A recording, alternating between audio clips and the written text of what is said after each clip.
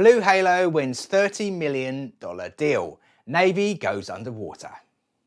BlueHalo has just secured $13 million follow-up contract with the US Navy to support its Maritime Expeditionary Standoff Response system, MESR for short, or MESR for the competition.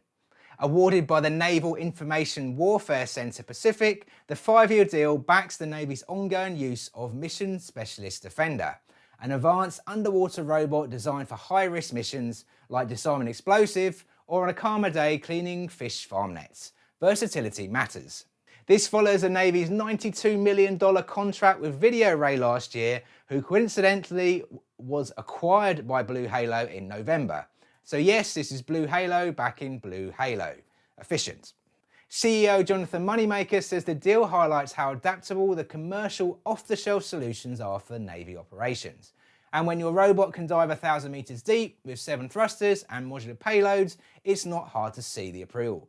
Founded in 2019, BlueHalo continues to expand in space tech, AI and uncrewed systems, with a $4.1 million acquisition of AeroVironmental on the horizon. It looks like there's just getting started.